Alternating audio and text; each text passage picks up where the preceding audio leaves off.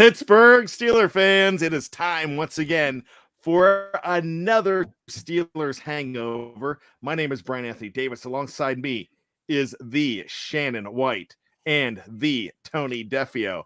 And I got to tell you, this is what the show is named after. We had a therapy session yesterday after the Pittsburgh Steelers took a 41-10 loss to that team known as the Cincinnati Bengals. No, the Escalooser was not fired up. All we know is that, it was a rough day, my friends, in Pittsburgh. So when we talk about hangovers, here's what the hangover is all about. This is face down in a gutter hangover when the Steelers lose like that. And there are a lot of questions now. The biggest question now is, has the postseason road for the Steelers gotten almost hard and impossible to find on the map after that loss in Cincy? Before we answer that, let's welcome my friends. Tony Defeo, how are you, my friend? I am great. I am fantastic. I'm glad I didn't play in that game yesterday because I'd be afraid to leave my house. I had a Steeler hat on when I went to do my laundry and I took it off. But other than that, I'm doing great. How are you guys? Really good. I was afraid. Considering really good, and then considering with the breaking news from an hour or two ago, still pretty good. We'll get to that in a second. Shannon White, what is up, my friend? I'm still recovering from yesterday. I'm not going to lie. But we're going to talk about it, talk out my feelings, and share them with the world, and it'll help. So, some places this is like $200 an hour what you're going to get here. That's right. So so be thankful for that. This is cheap therapy. And you are getting a lot of love on the live chat right now, Shannon White, for your Marvel shirt. So if you cannot see it live, he's got this really cool, it's just a black t-shirt with the red background on the white Marvel print. And I tell you what, it looks really cool. So that's I marvel about you. And Tony, what are you wearing today? I'm wearing blue shirt. And Tony's wearing blue, and I'm wearing a Donnie Shell jersey. So there you go. But we always welcome the first person in on the hangover, and it's George Teston saying, "Hey guys, what is up, George?" Also, so many friends in the live chat. We appreciate all of you coming in, and thank you so much for hanging out with us tonight. And there's a lot of people. There's a lot of thoughts that it's really bad here in Pittsburgh. Matty Peverell says bad offering by the corner, $2 rants one day, 200 psych sessions the next. It's I'm a little bit Lucy from the Lucy Van Pelt from the Peanuts today. Yesterday I was Lucy taking the football away. So that stuff happens too, as we are all fans, and that was a very frustrating game, of course. So gentlemen, I'm going to ask you straight out, can you see the playoffs on the map for the Steelers, Shannon White? No. I'm the eternal optimist. Everybody knows that. But being a lack of talent and a lack of depth is one thing. A lack of effort is another. And, the Bengals come out and said after the week 3 victory in Pittsburgh that they felt like the Steelers quit. This was the opportunity they had to answer. And this time they didn't even show up. So I'm an eternal optimist, but unless things change in a big way, with the remaining schedule left, I don't see the Steelers making the playoffs.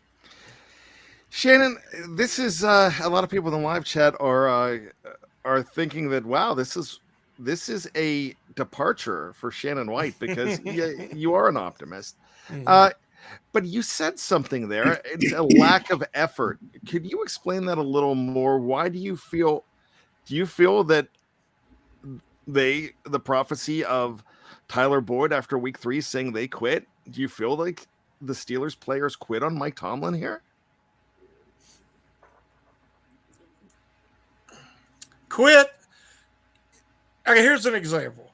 In the past, how would Mean Joe Green, Jack Lambert, Greg Lloyd, James Harrison, any of these past defensive leaders, just on the defensive side of the ball, how would they have responded? Saying somebody quits about like saying they're soft.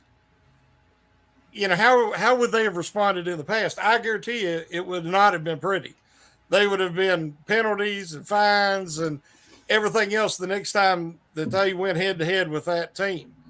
But yesterday, they were some of the guys that honestly I couldn't tell they even wanted to be out there. And I'll start out with the poster boy is Devin Bush. He's just running around. He's contact adverse. He doesn't act like he even wants to make a play. He tries to run around blocks. He won't even. Timid ain't even the right word to use. And I think that was they got smacked in the mouth 2 straight times by the Bengals, and this was their opportunity to stand up. And they didn't even try. They got smacked in the mouth again yesterday, and they didn't even try to get up for the 8 count. They just laid there. So that's more concerning to me. I don't care if they lose. I don't care if they struggle, because there's going to be some of that with a young team. Steelers replaced 13 starters from last year, half the starters. There's going to be struggles, but the one thing that you can control is the effort. And when a guy's out there giving it his all and he's fighting, you could tell. And I didn't see that out of a lot of guys yesterday, so that was very discouraging for me. Tony, so I want to bring up something. We've got a lot to talk about. So many branches we could go on the tree of Shannon White that just put out there, and very thought out and very candid answers. So thank you, Shannon. Tony, it came out today that of everything that was happening, and we still haven't gotten to the breaking news yet. Everybody knows what the breaking news is, but let's just say this first before I get to that. It also came out today, the headline after a loss like that, and I read this, that Chase Claypool says, we should have music in practice. Right. And I think, is that one of the problems here, Tony? well, I mean, if he was trying to win a bet on what he could say that would make the Steelers fans angrier than anything else, he probably won. I don't understand what that was all about. What difference does it make if there's music at practice? I mean, practice is practice, and you're supposed to be. It's a professional. Hey, believe me, I'm all for these guys having fun. You know me. I advocate for that kind of stuff. But why you need music at practice to make it more fun? I mean, that's not when you're supposed to be having fun. You're supposed to be practicing and getting prepared for the upcoming opponent. So I don't know what the heck he was trying to do there, other than anger Steelers fans everywhere. Well, this came out because he was saying. I didn't read the entire article. I was kind of disgusted, and I'm a Chase Claypool fan. I'm not going to say that that I'm not, but all I'm going to say is, wow, you have a team that lost that bad, and this comes out. Now, I do not know when the comments were made, and he was trying to say, hey, we get all fired up with music before the game on the field when we're doing pregame warmups. We should have them in practice. Yeah. But I just don't know if this is something that we want to read right now, like you said, Tony. Well, I mean, you're supposed to be, obviously you have to be paying attention to detail during practice. I mean, that's when, in my orientation, I'm learning about distracted driving and everything. And they say you can't do 2 things at once. You think you're doing 2 things at once, but you're really not. So if you're dancing and listening to music during practice, how are you learning anything? Like, how are you learning the game plan? How are you processing any of that stuff? So I just, like I said, it just, even if he felt that way, even if he thinks that, take it to your bosses. Don't say it in public, because you're not going to win that battle with anybody. One time I ate a sandwich and watched television all at the same time, but that's the most multitasking that I can do. But with that being said, fellas, the bigger news, and we're going to get back to the state of the team. We're definitely going to do that. But we do have to jump to the TJ Watt situation. TJ Watt is on the COVID list, the COVID-19 reserve list. This came out just, about 3 hours ago, fellas? And Tony, I'm going to start with you. What was your knee-jerk reaction when you saw that? I was like, of course. I mean, of course, TJ Watt is on the COVID list now, on the COVID IR list. I mean, it's on brand for the 2021 Pittsburgh Steelers. I mean, everybody knows what this guy means to the team. I mean, obviously he didn't really do much on Sunday, but overall, when he's not in there, they're just not even, they're barely competitive. So when I saw that, I was like, basically your last chance to stay in the playoff race, I think, against Baltimore on Sunday, and you lose your best player potentially. And it's just, to me, it's just, of course, that's my reaction. Of course. Shannon White, does this seem like insult meet injury? Yeah, as Tony said, it's par for the course. This season has just went like that. Every time you feel like that they're starting to gain some momentum, losing Dotson, that line, since he's been out, they cannot generate. He's their best lineman, and they can't generate any power and push open lanes, in the middle. And coming into the season with Ben at his age and limitations, they knew that they had to have an effective line and running game to help support him, and they were going to lean on their defense. Well, before the season even started, you don't have to it. Then Alulu goes down, and now, even though they showed a few weeks there that they were running the ball more effectively, without Dotson, they can't generate anything. And if Ben has to throw more than 35 times in a game, they lose, because that's just where they are now. And so, like Tony said, it's just one thing after another, but without Watt, they generate very little pass rush. So some things I'm reading on the live chat, this is really interesting. It has a lot to do with TJ Watt. Steelers Freak says TJ was a ghost yesterday. Yeah. Minus mauling Burrows on the pick, he ain't 100%, so it is the best time for him to have it. I mean, that tells me, and I'm definitely not going to dispute that. That's an interesting comment. Do you think that, Tony, he was already feeling symptoms of it yesterday? I mean, possibly. I mean, to be put on the list today, I guess 24 hours after yesterday's game ended, it's hard to believe that he wasn't, if he's symptomatic, it's hard to believe he was at 100% yesterday. And then you combine that with coming back from an injured hip and knee. I'm sure he wasn't at 100%. I mean, it was probably his worst game of the year, maybe his worst game as a Steeler. He didn't really do anything yesterday. His most notable thing, like Steeler Freak said, was quote unquote blocking Joe Burrow out of frustration. That was the only time he could touch him the entire game, because he was blocking Burrow on the Minka interception. So yeah, he was probably, I'd say if he was 70% yesterday, I'd be surprised by that. So Shannon White, are you saying that, if Steelers Freak is right, are you saying that TJ wasn't even in the game yesterday? I don't know if he was feeling the effects of the COVID. You could tell he wasn't 100%. There was a couple of times I watched him, because he just wasn't himself. And you would see him when he went back to the sidelines, a couple of times limping. And he was talking to one of the trainers, and he was kind of, looking at the side of his knee and pointing at that and talking to the trainer. Sometimes you're not hurt bad enough to come out of the game, but you're nowhere near 100%. And as a pass rusher in the NFL, if you're not, it's going to severely limit you. And he was trying. You could see him give an effort. He's not one of them I'm talking about who wasn't giving effort. He tried, and he was so frustrated because he couldn't perform up to his standards. But that's because, he probably forced himself to come back quicker than he should have, because of how important this game was and the next game. And I hate it for him now that he's got COVID. So with him being on the reserve list, my initial knee-jerk reaction is that we're not going to see him on Sunday. But you never know, depending on each situation. Brad Jewett says Bengals just ran for over 200 on us without TJ.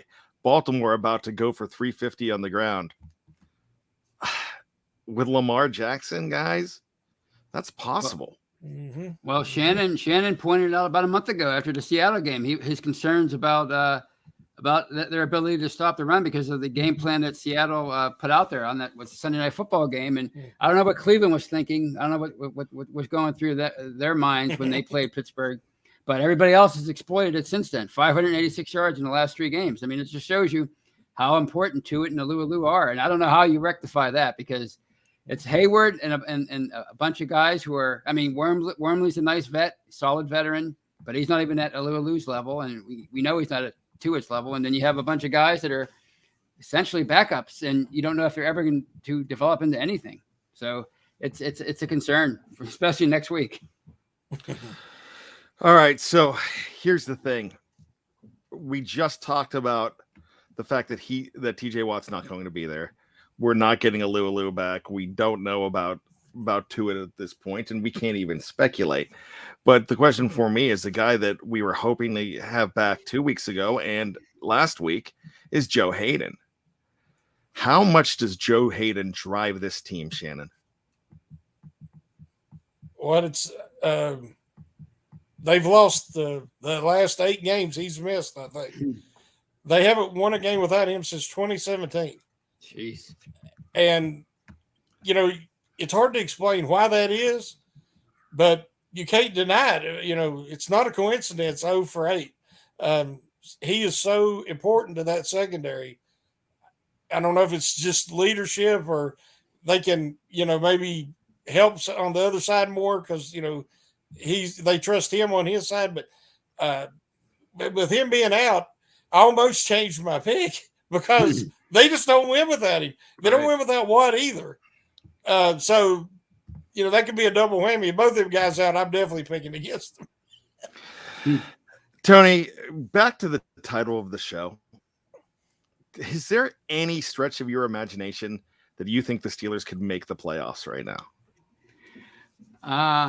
Honestly, no. I mean, and that's because, and not because of yesterday, because that happens to teams every now and then. But like I've been saying, and I've been saying this since the offseason, this is a 7 to 10 win team, depending on how a few plays shake out over the course of the year. And you saw against Detroit, you know, they fumbled twice in overtime.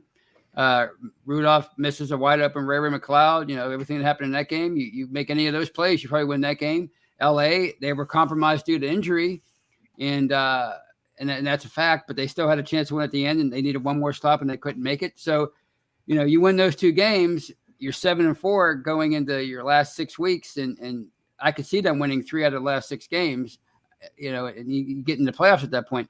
Now, I think at minimum you need to win 4 games out of 6, and with how they're playing and who they're playing, I just don't see how you come up with 4 wins at this point. I don't see it.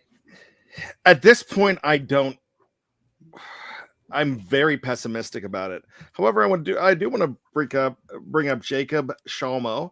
The Steelers can make the playoffs. I don't see it, but the Colts, Raiders, Chargers all have tough schedules, and it's really interesting with everybody else is playing.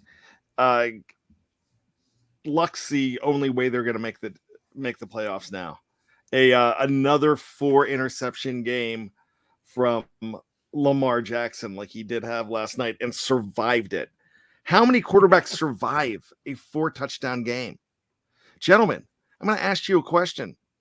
Does John Harbaugh have a purple horseshoe shoved up his butt right now? I mean, you look at how the Steelers were winning games this time last year. That's kind of what the Ravens are doing, except they have 3 losses instead of, being undefeated. And we saw how it cut up to the Steelers over those last 5 games. So 6 if you count the playoffs. So, I mean, I think they're playing on borrowed time right now. I think the Bengals might be the best team in the division. And so the thing for me, gentlemen, is they have to win this week. They have to find a way at 425 to shock and awe and beat the Bengals. And beat the Ravens. And that's going to be a really hard thing to do. But I've seen it with this team. Do I believe it? All I know is history tells us they've done stuff like this before.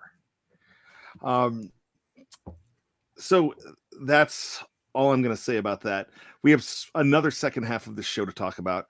We are going to talk about so many things here about this team. We're going to vent. And remember, if you want to use the super chat function to go ahead and get to the top of the queue, we would be glad to accept that as well. And we would go ahead and take your comments. We're also going to do a question and answer show in the second half as well, with so much going on in Steeler Nation. Somebody mentioned, and I think it was Leonard mentioned, when is this team going to get some good news? And we're going to examine that when we come back. What kind of good news would be good news for the Pittsburgh Steelers? So with that, Shannon White, Tony Defeo, we will be back right after this on the Steelers Hangover from BehindTheSteelCurtain.com.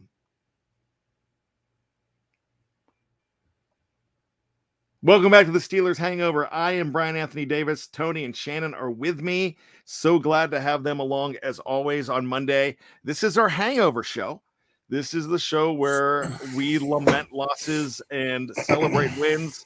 Well, it seems like we're lamenting a lot lately, and that's a lot of alliteration. I say that 3 times fast. Lament a lot lately. But, gentlemen, what kind of good news would help the Steelers right now? What does this team need to hear in a headline from BTSC to feel good about themselves, and for us to feel good about them? Tony, I'll start with you. Stephon Tuitt active for the last 6 weeks. That'd be great news. Let's talk about that. Let's explore that. Shannon, Tuitt comes back. You throw Wormley in the middle? No. Wormley, when people talk about Wormley, he's basically a 4-3 end. He's small for a Steelers 3-4 end. And that's why he's getting pushed around so bad. It's not his fault. Loudermilk is the size of a normal Steelers end. Tuitt, Hayward. So Wormley would go to his more effective backup position, where they can use him in situation, as a situational player. He could pass rush. He could come in and spell a guy for 3 or 4 plays. If you're forced to be a starter for extended period of time, these offensive coordinators, they can game plan. They recognize your weaknesses and they can game plan to exploit it. And that's what's happened. His effectiveness has went down as the seasons went on because they're running right at him. And if the great plan yesterday was to make Isaiah Buggs inactive and slide Hayward into the nose position as they did multiple times, if that's Keith Butler's great plan, then he needs to get on with his life's work, because that was terrible. And Hayward looked out of place and ineffective, but he tried. He did his best. Oh, yeah. But that was not – that weakening of 2 positions to try to put a Band-Aid on one, that's never a good idea. So I think that plan was a mistake. Was Tony, when you saw Hayward at nose tackle, were you shaking your head because it didn't work? And like Shannon said, it has nothing to do with Cam Hayward. But was that a desperation move to you? It just didn't. It didn't make any sense to me. I mean, he's playing. Maybe he's possibly having the best year of his career. He's certainly outside of Watt, he's your most valuable defensive player. You have Watt coming back from an injury. He's probably not 100%. You're weak along the line to begin with. Put Hayward. Leave him at his old position and let him do what he does best, and put somebody else at nose tackle. And to me, I didn't get that. And somebody mentioned earlier in the live chat, that it was rumored today that Keith Butler has not devised a game plan since he's been the defensive coordinator. If that's the case, why is he even here? It's not like you're protecting a sacred cow like Dick LeBeau. What is it about Keith Butler? That they keep. If he's really not doing anything, then what is he here for? Why is he defensive coordinator? It just doesn't make any sense. So I don't know who decided, if it was Keith Butler or Mike Tomlin, but whoever came up with that yesterday with Hayward, it just didn't make any sense. All right, let's get really serious here. Is Mike Tomlin finally on the hot seat? I mean, I don't think he's on the hot seat, but I mean, if he was, I don't even know how we would know anyway, because they're not going to come out and say it. I mean, even if they did give him a vote of confidence, if Art Rooney came out with the kiss of death vote of confidence that so many owners do, we wouldn't know the difference anyway, because the Steelers always support their coaches. So is he on the hot seat? No, because I think we all knew this was going to be a kind of a, as I've been seeing the last couple, or at least the last day on Twitter, a sexy rebuild, meaning, you know, you're trying to rebuild while you're still trying to remain competitive. So I think they knew this could possibly be a down year. So no, I don't think he's on the hot seat, but according to the fans, I'm sure he is on the hot seat. 41-10 to the Bengals. Yeah, they're not going to, as far as they're concerned, he's on the hot seat. Shannon, is the Steelers' policy of loyalty towards their head coaches, is it outdated? No, I think it's who they are. I think how Tomlin responds to this loss. Noel had back-to-back losses in '89, as we've talked about, you know, similar to that. How they responded after that said a lot about his ability to coach, ability to scheme offensive, defensive strategies to help hide their weaknesses. Tomlin likes to pick his own coordinators. And that might be like Cowher was forced to move away from a few guys when the Rooneys wanted him to. And I think Tomlin is facing that as well. But how he responds to that effort I was talking about earlier from certain players, and I know the Steelers coach has seen it, how they respond this week and what changes they make will go a long way to deciding if he's on any kind of hot seat. With the way the Rooneys handle their business, I don't think he is at all. But if that continues, then that could be different. That's why I asked if it's outdated. Mm-hmm. Gentlemen, let's go ahead and take some questions. Ladies and gentlemen of the live chat, please go ahead and throw in your questions. If you've thrown one out, you know my multitasking is not that awesome. Really need to get a producer in here. We'll have to talk to the podcast producer for that, but go ahead and start getting your questions in there. I definitely appreciate that. I saw an interesting comment from Todd. No psycho players like Harrison or Lloyd or Lambert or Ham or Mean Joe, all soft, no intensity. So let me ask you about that one, Tony. Yes. You want that one, Shannon? Yes. You got it to Shannon. Give it to Shannon. I tag him in. The reason why I wanted to say something is because my stock report article that's dropping tomorrow, I have that exact comment in my article. What can you imagine what it would look like? We talked about it a little earlier.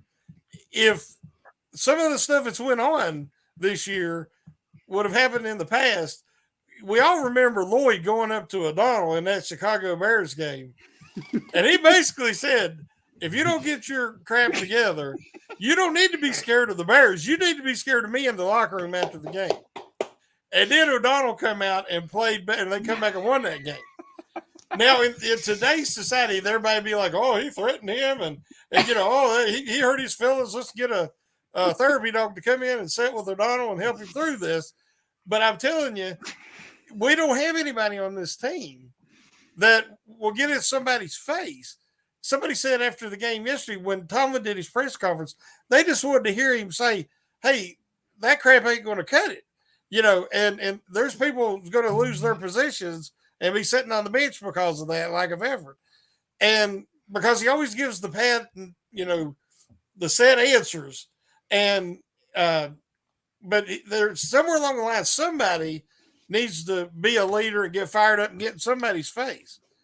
Because that's not acceptable, the lack of effort. Like I said, winning and losing, if the other team's better than you, if that player is more talented than you, a lot of times they're just going to be better than you. But they should never outwork you. They shouldn't be, obviously, they want it more than you do. And I've seen a lot of that yesterday. So how Tomlin responds to that, but there is no player. Hayward's a great player, and TJ's a great player. All these guys are great players. Ben is a great leader, but none of them are vocal, in your face leaders, who are going to call somebody out on the sidelines. And I don't think that's necessary very often, but sometimes, like yesterday when that thing started to get away from him, I wanted to see somebody show some passion, and I didn't see any. So you guys, I'll start with Tony, but you guys don't think Hayward's that guy? Because I think he's that guy, but I think he's on an island right now.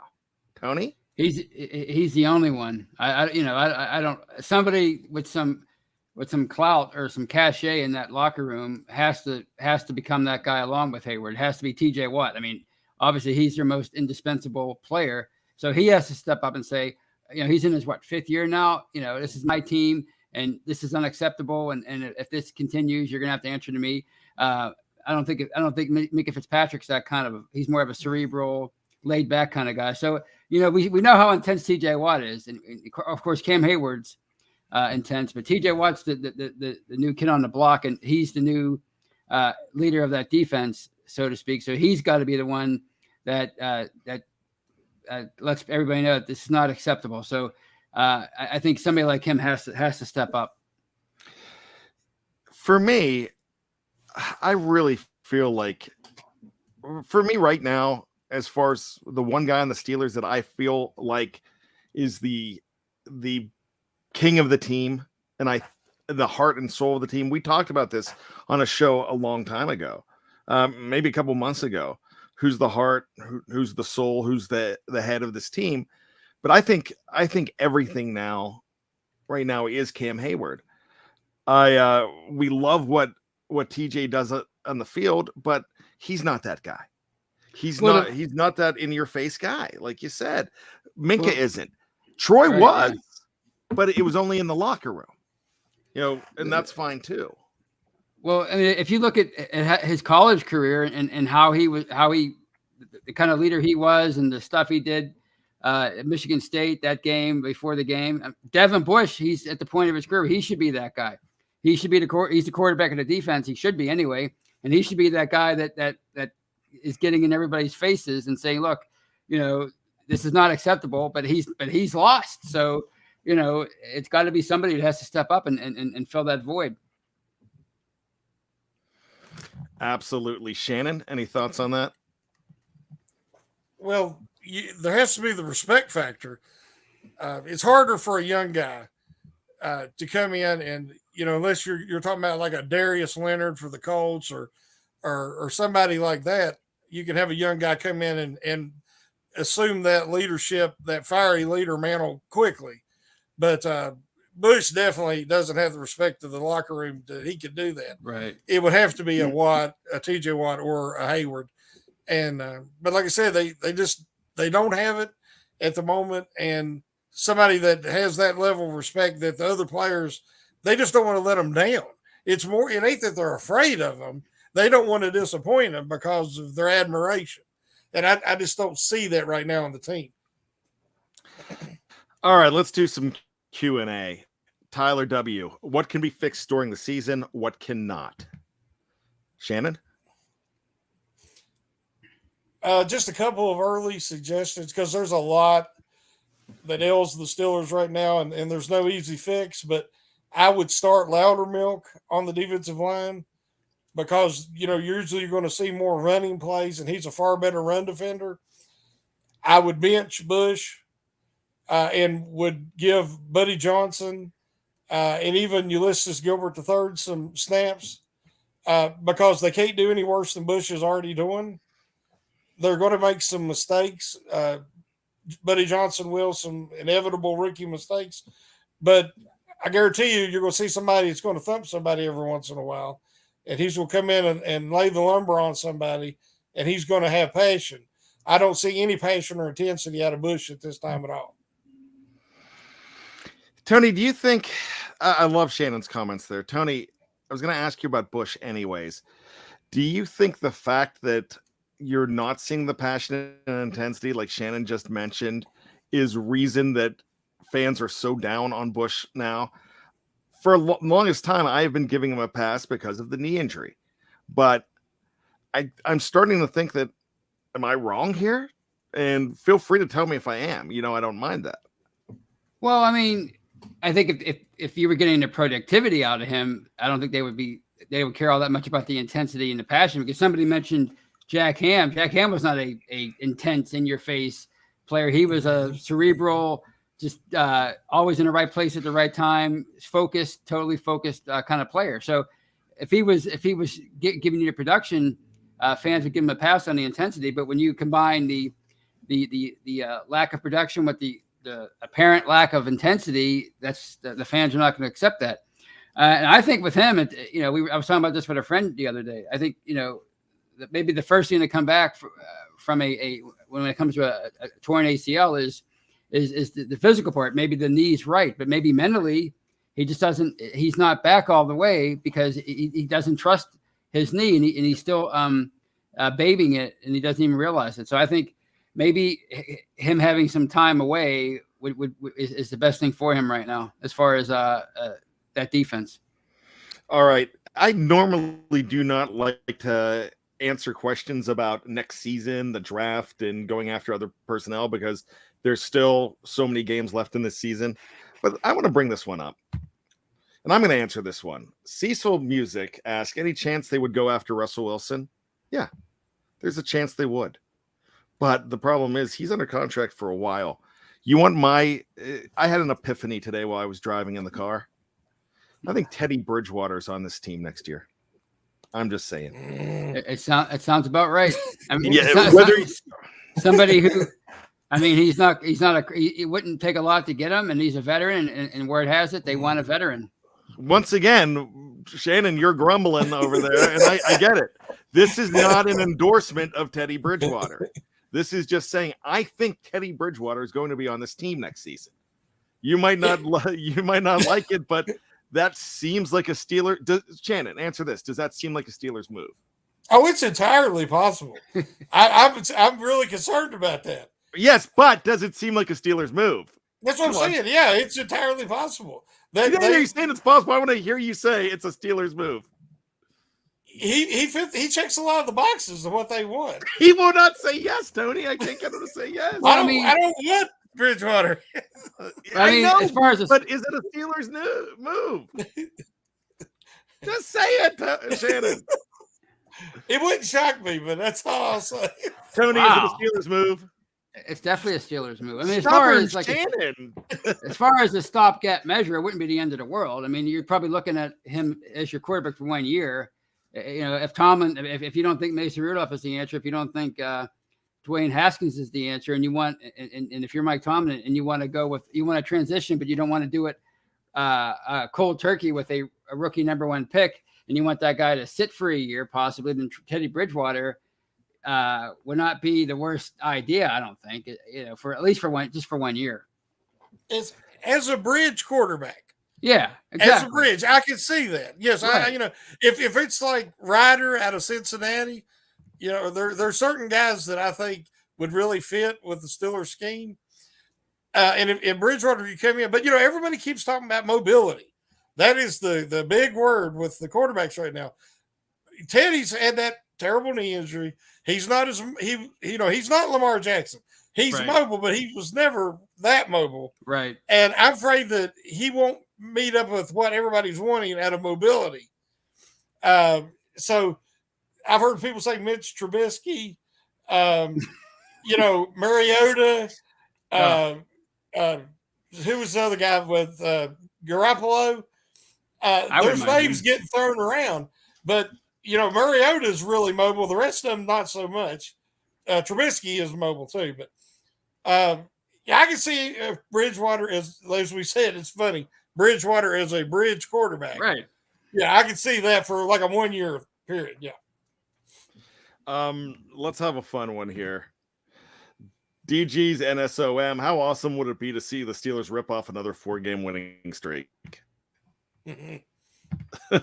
Sign me up. Yeah. Does any? There's some people that don't want. There's some very good fans that don't want that to happen, though, guys. Well, a friend of mine said at bowling a couple weeks ago, the worst place to be in sports is mediocre, right in the middle. You either want to be all the way up here or all the way down there. If you're all the way down here, you obviously have a premium draft pick in each round. Wow, I like that. Yeah, right, yeah. So, if they're 9-7-1 and they sneak in the playoffs as a 7 seed, presumably, then and they get bounced in the first round, I guess you get the satisfaction of being excited about a playoff game, and I'm always excited about that. But other than that, I mean, I guess you're once again you're drafting in the 20s, and what good would that do them if you're looking for the next quarterback? So I can see where fans are coming from, but it's hard not to root for that 4-game winning streak though, because we're all diehard fans and we want to see that, So, but I get what people are saying, but it's hard for me to actively root for a 5-11-1 finish. I just can't do it. I can't do the tank. I mean, others can, and that's an opinion, and I don't have a problem. Players won't do it. You know what I'm saying? They're not going to. Sean Hannigan says Ryan Clark said it best. This team is soft and no one is scared to play us. When Ryan Clark said that, were you mad at Ryan Clark, Shannon, or you're like, he's right on? Ryan Clark he's an ex-Steeler, and I've always been a big fan. And he's good at his job. He's one of them I can actually listen to. He's always been honest about the Steelers, and that's what I'm trying to do today. Even though I always want to be positive, I don't have a lot to be positive about right now. I'm struggling to find it, and Clark came out and said the truth, and when people were calling the offensive line soft last year, it was accurate, and what he said today was accurate. Somebody said he turned his back on the Steelers, and well, if that's the case, he did that a long time ago because he's been telling the truth for a while. I do have issue with some of the comments made about Ben. Ben has went 5 games in a row without throwing an interception, almost 200 passes. He shows he can protect the football. Then yesterday, the pressure, the line didn't play as good. There was a miscommunication. Then on the pick 6, the guy drove more all the way back into him and hit his arm, and the ball just fluttered out and it got picked off. That happens all the time, but then everybody's like, oh, see, Ben's finished. So 5 games in a row not throwing an interception, and he's fine, but he has 2 interceptions, and then everybody says he's finished. I don't like hyperbole, and I don't want overreaction, but I am trying to be honest. And so I think that's what Clark was trying to say, and I don't think any team does feel the Steelers anymore, honestly. Let me ask you this, Shannon, and this is point blank. Do you want Ben back next year? Ben's my favorite player. I love Ben, and I'm so thankful and respect the heck out of him and appreciate him. But I just don't see the team that they would be able to put together next year that would allow him to have a successful final season. I just want to see him finish out this year with some success and be in some games, be competitive, so he doesn't have the taste of last year's playoff game as the last thing he remembers. So, but at this point, I don't see him coming back. Tony? No, I think this is it for him. I think I think it's time that the franchise. Somebody said it on the radio today, and they said it best. It's time to rip off the Band-Aid and just go in a new direction. I mean, it's he's gonna be 40 years old, and again, I think Tom Brady has skewed everybody's perception of what quarterbacks can do once they get to a certain age.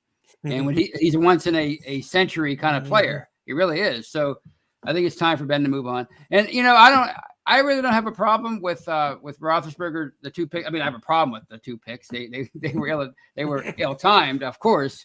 But what really had me annoyed yesterday is the offense looked a lot like it did over the first month. Like Ben was scared to stand back in the pocket. It was a 5-yard pass or a 50. My uncle said it best. I was watching the game with him.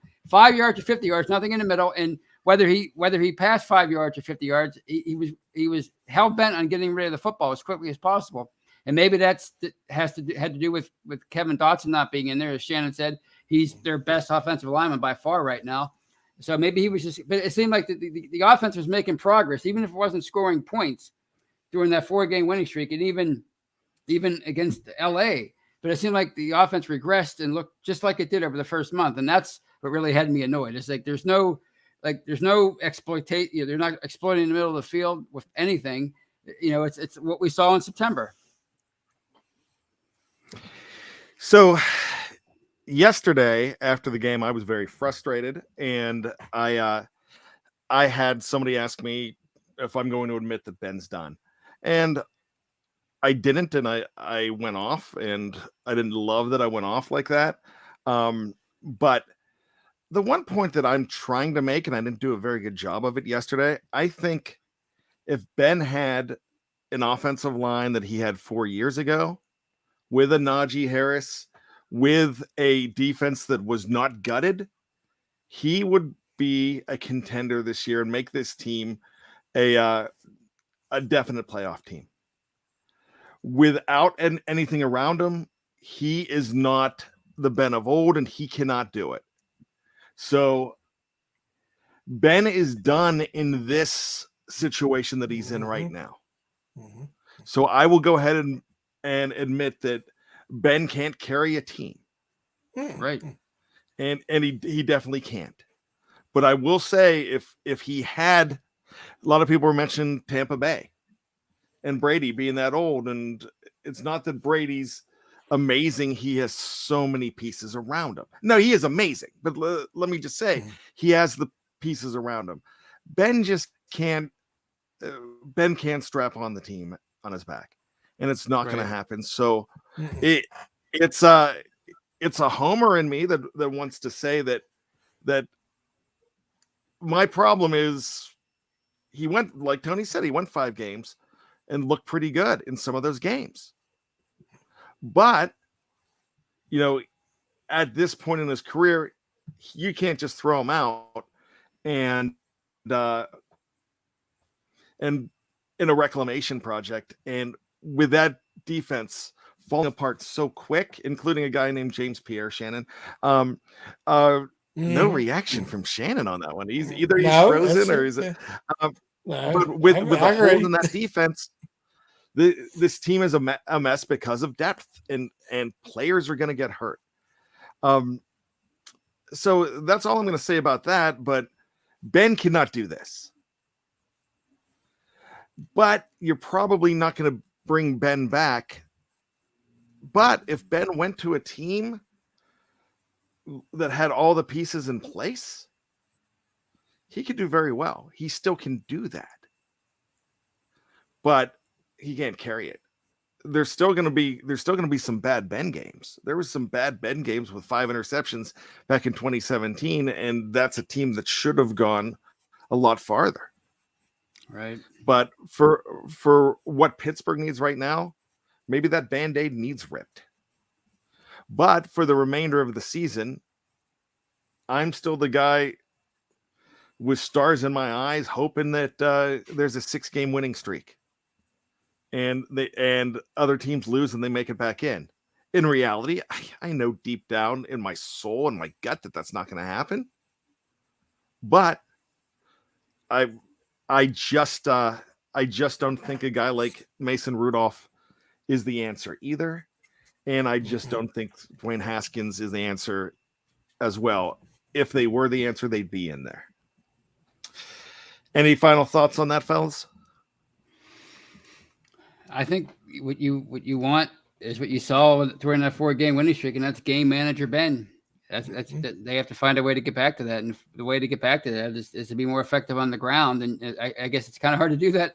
People are talking about them not finding any young linemen, but it's amazing how quickly Kevin Dotson has risen in the 2 years that he's been here. So hopefully he can come back sooner rather than later. All right. Thank you so much, Shannon. Thank you, Tony. Thank you. There's no answers right now. If miracles happen and they win the next couple, then we're going to be on here 2 weeks from now and we're going to be excited again. Right. But for right now, when you look at the landscape is not good right now. But it's really funny, and I'm going to say this. We have been setting records on the podcast side, and the Steelers had a horrible game, one of the worst games in a long time, the worst since 2017 against Philly, and just terrible, just absolutely horrendous. We set a record, an all-time daily record today in downloads because people want to talk about it. Right. So what does that tell me? Whether you're an optimist or whether you're a pessimist, whether you think everything's going to be okay and you're a sunshine and rainbow guy like me, or you're a guy that's pissed off and wanting everybody fired, or a lady, guess what? You're a true fan. If you're on listening to this show anytime this week and the other shows, you're a true fan. You can say this team sucks. They do right now. But you're here because you have black and gold running through your veins. And no matter what happens, you're here. And BTSC is going to be with you through that, because whether we agree or disagree, we're all family. Not just everybody that is under the staff banner at BTSC, but everybody in here in the live chat, everybody that's checking us out every single week. We appreciate you.